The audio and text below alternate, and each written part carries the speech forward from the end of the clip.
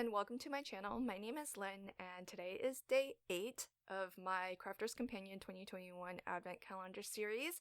I've been having a lot of fun crafting with the contents of this Advent calendar, and I hope you've been enjoying these videos as well. So behind day number 8 is a stencil and die set. So on this stencil, which I think is about 2.5 by 2.5, there's actually two patterns. There's the spider web and there's also a spider. I don't actually end up using the spider on the stencil, but because behind day number 8 is also a spider die. So I chose to use the die instead of the stencil. I should have tried this, sorry that I didn't, but I don't know whether they coordinate. My speculation is that they probably do. That is, you could stencil out the spider and then use the die to cut it out. But what I'm gonna do is actually create some backgrounds. And initially, I only had the idea to do this one card. But when I started to create my backgrounds, I had a lot of fun. And it was actually, once I got going, it was a lot easier to come up with different ways to use this stencil. I was sort of staring at these items for quite a while, trying to figure out what to do with them. And then I just decided I would get started. I had a loose idea of what I wanted to do, and it was enough to start. And once I got started, I decided I would just keep making a couple more patterns because this stencils so nicely, and I had a chance to pull out a product that I was really excited when I first purchased, which is the Nouveau chalk mousse. When it released, was it during their birthday week? I was really excited to get it. I got the bundle with all of the colors that launched, and I haven't yet used them. This was the first time I pulled it out to use, and this white I thought was perfect for the spider web. And I like it's chalk mousse, and it's called that because it has a very matte finish and a very the texture is a little bit different. It's not sort of your glossy sort of enamel kind of texture. It's really nice. It's super cool. And I love how this stencil looks against black cardstock. So that's why I couldn't stop at just making one background. I had to keep going. And so I will end up making 3 different backgrounds and 3 cards in this video. And as you can see, I used the stencil a couple of times, but then I'll clean it off every few times that I use it because I was finding that the chalk mousse was collecting in the stencil, and I wasn't getting as crisp and full of a impression as when the stencil is, fresh and clean. And I kind of like that. I like that occasionally you get some thinner lines, some broken lines, and so I don't mind that look, but every once in a while I did want to kind of clean it off and start fresh again. And as I'm tiling the stencil around all 4 sides of my mat here, I am just trying to connect up the lines so that all of the spider webs are touching at some point, and it actually wasn't too hard to do that. So so they're not overlapping, but they are at one point touching. And this will be the 3rd and final background that I stencil. So I tried to go conceptually, all 3 cards are going to be very similar in that they start off with this spider web stenciled background, but I tried to kind of change the pattern up a little bit, and so you'll see a little bit of a variation there. And of course, you definitely want to clean off your stencils well when you're using any mediums like a mousse, because you just don't want to have it dry and then clog your stencil up. So I'm just gonna wipe it as clean as I can get with just water. But then I'll clean it with water and soap in a little bit after I'm done. So the backgrounds are now dry, and I'm going to actually test out on this little piece of scrap paper 2 different embossing powders that I've never used before, so I wasn't exactly sure how they would look against black. The first one is from Sizzix. I got it recently in one of their craft boxes. It's called Cobblestone, but it has some glitter in it that is multicolored and a little bit not really iridescent. Maybe, I suppose, because it does have that multicolor effect to it. And then the other is a silver embossing powder that I have in a Papercraft Society box. Now, originally I die cut my spider out of gold mirror. I think it was a matte mirror card, but in the end, it didn't look quite right against the black and white, and so I decided to actually die cut the spiders out of a Centura pearl, just piece of scrap that I had left over. I think I have the one that is Snow White. Well, I have both the Snow White with hint of gold and hint of silver, but I think the one I'm using is the hint of gold.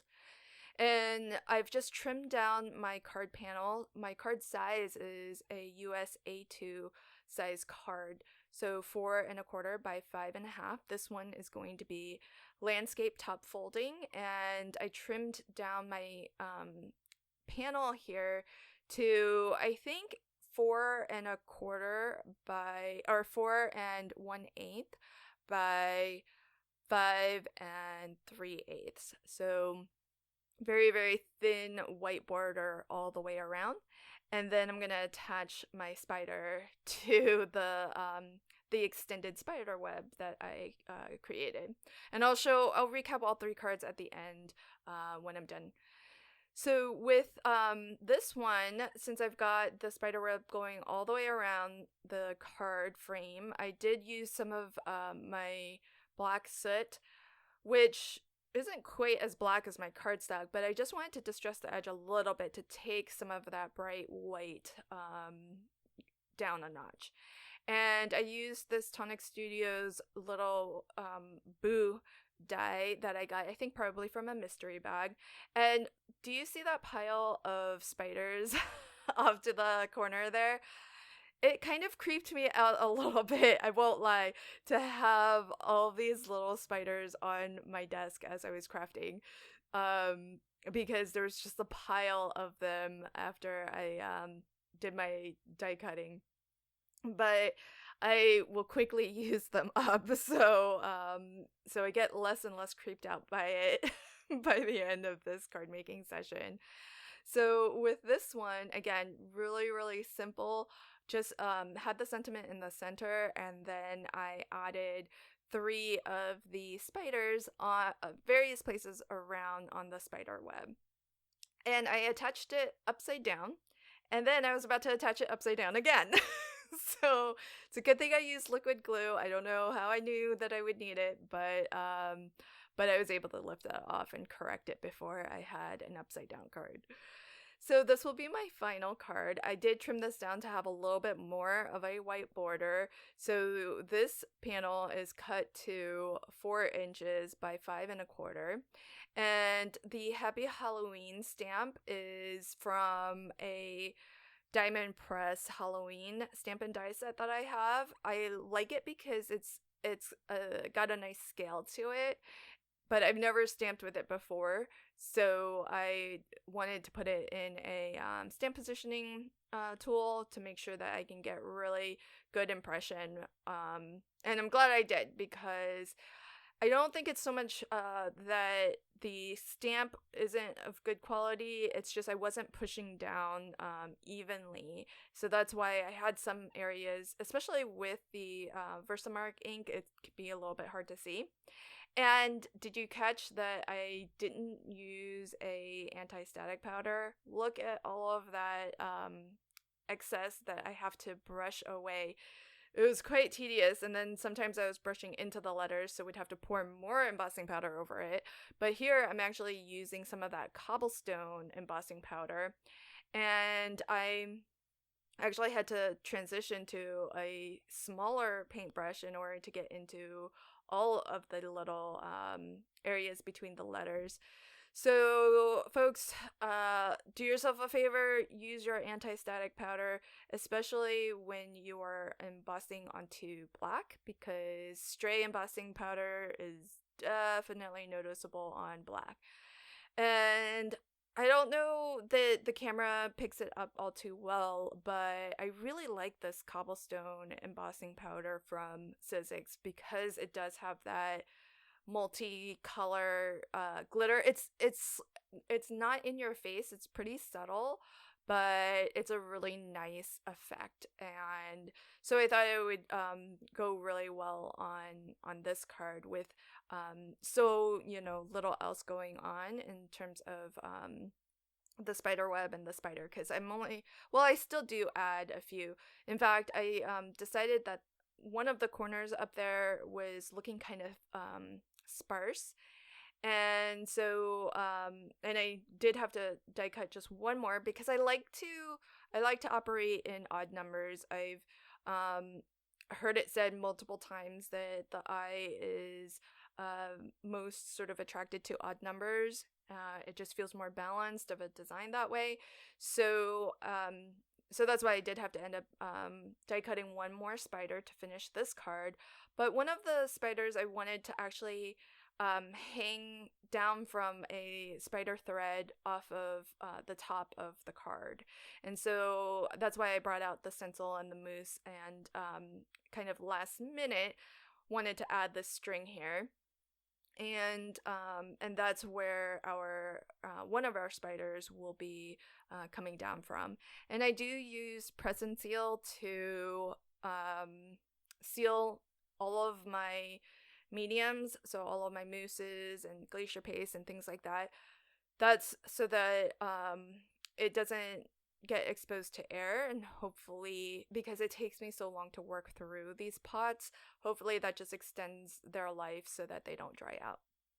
And so back to composing my card, I did want one of the spiders to look like it was crawling around the sentiment, but I couldn't figure out a good spot for him because he's kind of big. It felt like he was too big to be on this sentiment, and it just kind of took away from the legibility of the sentiment. So I left that one to last. So I just put down the two that I knew where I wanted them to go, and this one I had to play with a little bit more. And ultimately, he went onto the spider web as well instead of into the sentiment. And so that actually finishes up my third card. All of these cards are flat, so they'll be easy mailers, and I think they're a lot of fun. And one of the things I do is put together card sets to give to family and friends, and I'll often do a Christmas set of cards and then a rest of the year set of cards. So for the rest of the year, I like to include a nice assortment of all the major holidays and some birthday cards as well. So these ones I actually might include in some gift sets for family and friends as Christmas gifts this year. But here's a final look at all three of my cards. This one I didn't do a stellar job of embossing in this session, so but I still think that everything is very legible and still looks really good. So I hope that you like these cards, and if you did, please consider liking, commenting, and sharing. And if you want to get a notification when tomorrow's Advent video gets published, click the subscribe button and ring the notification bell. See you then. Bye.